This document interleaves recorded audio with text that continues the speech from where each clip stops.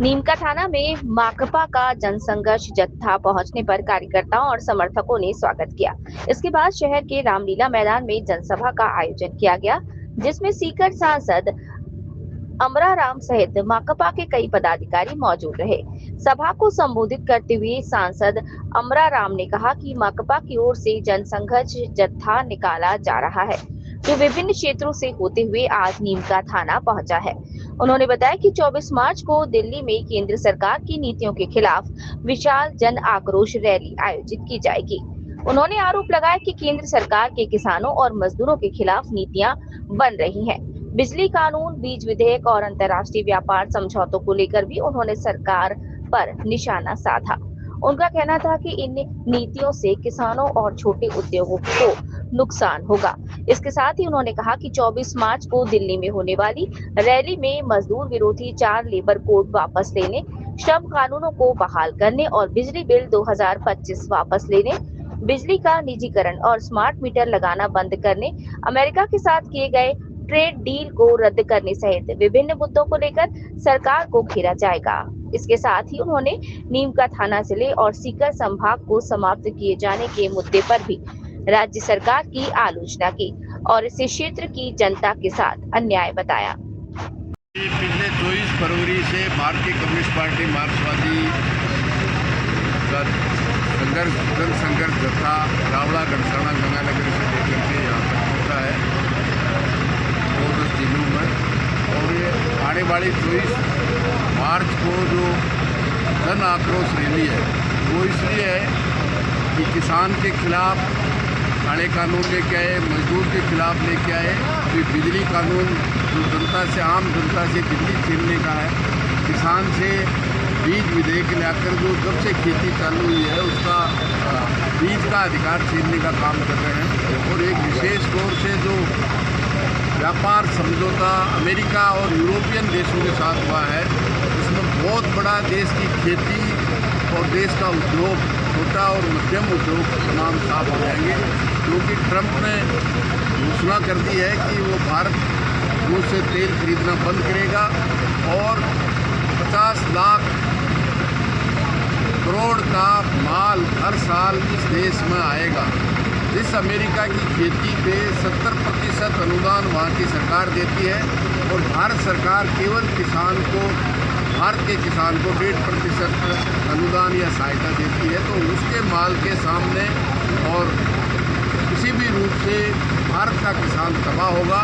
और इसी को लेकर के इस अमेरिकन और यूरोपीय देशों के साथ हुई डील के बीज कानून, श्रम कानून, जितने बड़े विधेयक चमाड़ी सबको समाप्त करके 4 संहिताएँ बनाने का काम किया उसके खिलाफ। और देश की शिक्षा, चिकित्सा, तमाम निजी हाथों में दी जा रही है। तमाम सार्वजनिक उपक्रम जो देश के 140 करोड़ जनता के टैक्स से बने थे वो तमाम अंबानी, अडानी को देने का कोशिश कर रहे हैं।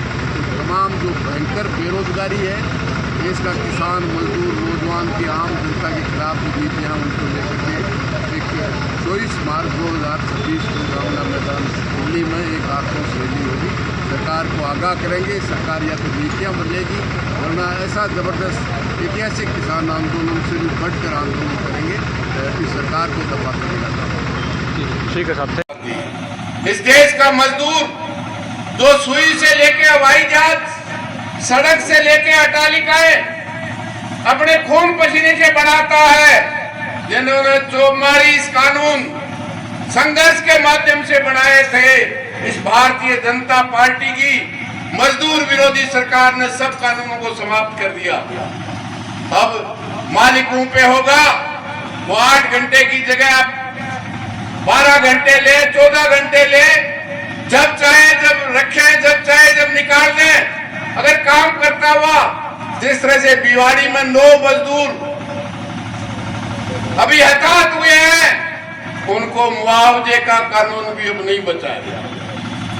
मतलब खुली लूट, ये जो हालत करते जा रहे हैं, निश्चित रूप से इसके खिलाफ न केवल लड़ना है, जब भी चुनाव आए भारतीय जनता पार्टी की जमानत जब्त होकर यहां से नीमका थाना से जानी चाहिए, क्योंकि आम जनता के खिलाफ वो किसी पार्टी का नहीं, चाहे वो किसी भी राजनीतिक पार्टी में विश्वास रखता है, चाहे वो किसी भी जाति और धर्म का है।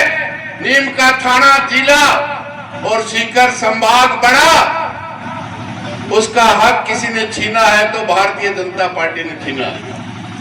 आज सब अधिकार, आज इस देश के संविधान में सबसे बड़ा अधिकार इस देश की आम जनता को वोट का अधिकार मिला था।